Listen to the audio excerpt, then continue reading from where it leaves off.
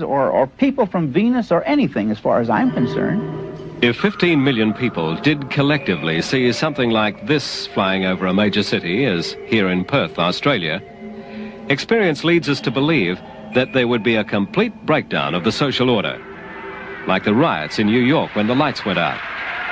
In the MGM film Soylent Green, we get a taste of the chaos the future may hold.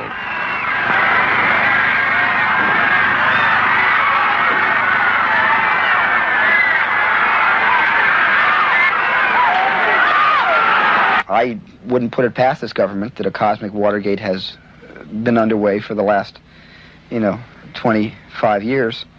And at the same time, I don't think it's, I think as we're growing up, or from the government's point of view, I think we've been adults for hundreds of years, but from the government's point of view, we're still growing up, and eventually they might want to tell us something about what they've discovered over the decades. There is a rumor that was in U.S. News and World Report a number of months ago that Jimmy Carter might make some unsettling disclosures about the UFO phenomena sometime in December. It's perfect timing. I opened my movie in December, so it's perfect timing. There is a shyness and a reluctance on the part of many witnesses, and understandably so, against reporting, because too many have been ridiculed and life has been made somewhat miserable for them. But at the Center for UFO Studies, both in the States and in Australia, it is our standard practice never to use a person's name without their specific permission. So if any of our viewers have what they feel is a valid UFO experience and have not reported it, by all means, I would say it is your scientific duty to report this, and with the assurance that your names will not be used without your permission. A graduate nuclear physicist in America felt it his duty to report a sighting he shared with 12 other people. Perhaps he will prove, in the light of future events, to be the most credible witness of all. This rare official document was signed by the then governor of the state of Georgia, now the President of the United States, Jimmy Carter. As we were about to finish this documentary, another intriguing explanation of UFOs was given to us by an ex-FBI informer now living in Perth. A research physicist, what he has to say is what he believes to be the truth. It is so staggering, we felt we should extend this program so that he could be heard.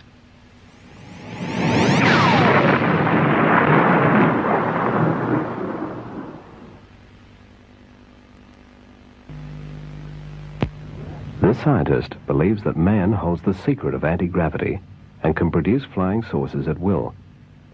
We interviewed him at a private house in Perth. Well, originally I didn't start to investigate UFO phenomena. I suppose I started studying the physics that led me to this point, 62 to 64, at the United States Air Force Academy as a cadet in a special government program. As you're aware, the Air Force Academy is outside NORAD in the Colorado Mountains. It's a few miles up the hill from it. And I was trained there with 180 some odd other characters to do research in areas of electrogravitics later. We were programmed with libraries of information by slides flashed up on a wall at the rate of 200 pages a second. We couldn't even read them, but they were being implanted in our minds subliminally. It was a very classified project, and for the most part of it, while we were being programmed, we weren't aware of what was going on. We had normal classes in physics and calculus and this sort of things, but this stuff was being programmed in so that we had to assimilate it or bring it to our conscious mind over the months and years that followed in dreams and kind of daydream periods during the day when we were awake. But I left the academy in 64. I had a top secret security clearance with the government, and then eventually that lapsed to secret. And I did a bit of time in the reserves, Air Force Reserves, with the Strategic Air Command outside of Fort Worth.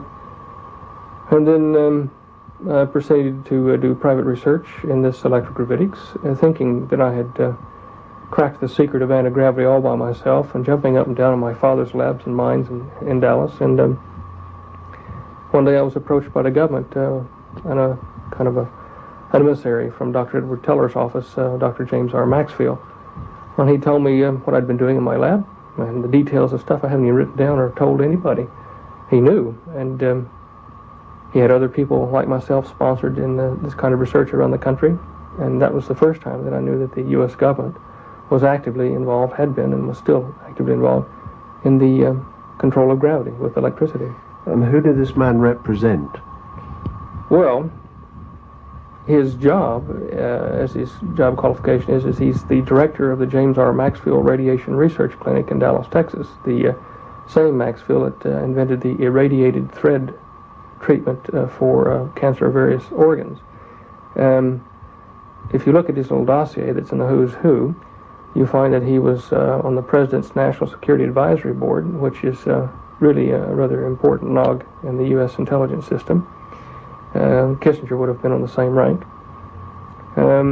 You find that he was closely affiliated with Dr. Edward Teller, who was the kind of dubbed the father of the hydrogen bomb project in the United States, but he told me that Dr. Teller was the head of anti-gravity research there, had been, I don't know whether he still is, and that he had worked on a similar project with him.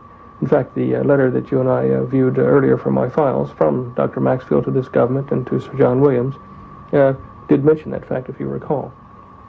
So what happened to you then? Well, they suggested that I finish my research in Australia. I wasn't enthralled with the idea, but Dr. Maxfield told me that I would be paid to come down and that I was to call the Australian consulate in San Francisco and ask for Bob Gray and tell him that in these words that I was a member of Maxfield's party. At the same time that I was being approached by Dr. Maxfield's party to come down here and finish my research, I'd been approached already by the FBI and was working for them as an informant. That doesn't mean that you're a trained agent. It just means that you're somewhere in industry where they need someone. They don't have time to get them in there. Informing on what? Well, the particular thing I was to inform on was the comings and goings of various people from the White House to my group of companies in Dallas, and also their connection to Israel and the Middle East political situation. And I did my job rather well, just reporting who came and went and various amounts of money and things that I did know that transferred. There were about 700 or 800 of us in the United States that were employed by the FBI in this manner. I didn't take money, I took information in exchange.